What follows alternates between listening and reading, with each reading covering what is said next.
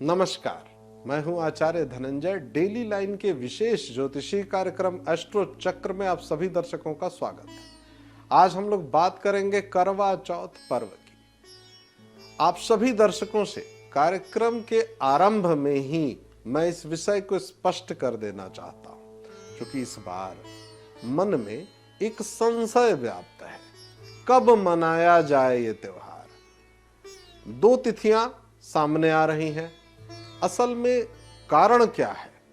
देखिए, अंग्रेजी तिथियों में यह भ्रम होता है। जो वैदिक परंपरा के अनुसार जो पंचांग की स्थिति है, आप सभी दर्शकों से मैं स्पष्ट कर देना चाहता हूं कि कभी भी करवा चौथ जो मनाया जाता है, इसके नाम में भी इसका रहस्य छिपा है। करवा चौथ, इसका मतलब चतुर्थी तिथि है। करवा की पूजा होती है। कार्तिक मास के कृष्ण पक्ष की चतुर्थी तिथि को यह त्योहार मनाया जाता है। इसलिए इसमें कहीं से भी भ्रमित होने की आवश्यकता नहीं है, क्योंकि इस बार 31 अक्टूबर को रात्रि से 9:30 पे आरंभ हो जा रहा है चतुर्थी तिथि, और 1 नवंबर को खत्म हो रहा है रात को 9:19 पे। इसलिए यह संशय है, तो इसमें भ्रमित नहीं होना है, चिंतित नहीं होना है। 1 तारीख को आपको यह व्रत रखना है, क्योंकि उदया तिथि की मान्यता के अनुसार 1 नवंबर को ही, जो कि दिन बुधवार होगा, यह व्रत रखा जाएगा। अब आप सभी दर्शकों को मैं ये बताता हूं कि इस व्रत का महत्व क्या है। देखिए, करवा चौथ पति की दीर्घायु की मंगल कामना के लिए तो रखा ही जाता है, लेकिन साथ ही साथ हम सभी गृहस्थों के लिए हमारा गृहस्थ जीवन सुखद हो, मंगलमय हो, हमारे घर में सदैव खुशहाली रहे, इस मनोकामना के साथ इस त्योहार को सभी विवाहित स्त्रियां मनाती हैं, और श्रृंगार इसका बड़ा महत्वपूर्ण हिस्सा है।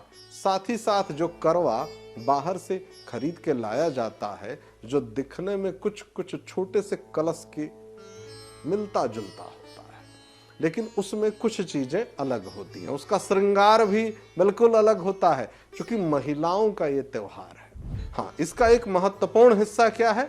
चंद्रमा का दर्शन, चंद्रमा को अर्घ देना।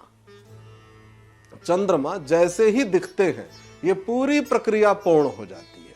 उनको देख करके अर्घ दिया जाता है, और अपने इष्ट के प्रति, जिनको आप मुख्य रूप से मान करके जिनके लिए व्रत रखते हैं। और एक बात और मैं बता दूं कि ये भी मन में चिंता नहीं रखनी है कि विवाह हुआ है कि नहीं। इस व्रत में ऐसा कोई बंधन नहीं है। अविवाहित पुरुष और स्त्री भी इसको रख सकते हैं, क्योंकि हमारे यहाँ सनातन धर्म में ऐसी, आप देखिए, मां महागौरी अविवाहित थी, तभी तो शिव जी को पति के रूप में प्राप्त करने के लिए कठोर तपश्चर्या का पालन किया था। तो ये कहीं से भी इसमें कोई प्रतिबंध नहीं है कि केवल विवाहित स्त्रियां या विवाहित पुरुष ही, आप यदि अविवाहित हैं और आपको मन वांछित वर की प्राप्ति करनी है, या प्रेमी प्रेमिका के रूप में है और लगता है कि अमुक से मेरा विवाह हो जाए, तो इस मनोकामना के साथ भी आप इस व्रत की परंपरा का पालन कर सकते हैं। इसमें विशेष ध्यान देने की आवश्यकता क्या है?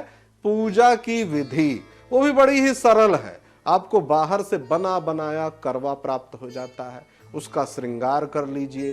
पूजन की थाली में भी कुछ भी जटिल सामग्री नहीं होती। सामान्य रूप से जो हम लोग सदैव प्रत्येक पूजा में इस्तेमाल में लेते हैं, अक्षत, पुष्प, घी, मिठाई, जल, जो पंचोपचार षोडशोपचार पूजन का अटूट हिस्सा है। थाली को सजा लीजिए। श्रृंगार बड़ा महत्वपूर्ण है। खूब धूमधाम से नाच करके, गा करके, गीत गा करके इस उत्सव को मनाइए, और सपरिवार मनाइए। इसका एक अपने आप में अलग आनंद है। अपने परिवार की परंपरा के अनुसार पूजन विधि का पालन करिए, चंद्रमा का दर्शन करिए, और उसके बाद अर्घ दे करके पूर्ण कर दीजिए। बस इतनी सी ही प्रक्रिया है। और आज के कार्यक्रम में इतना ही। आप सभी दर्शकों का बहुत बहुत धन्यवाद। नमस्कार।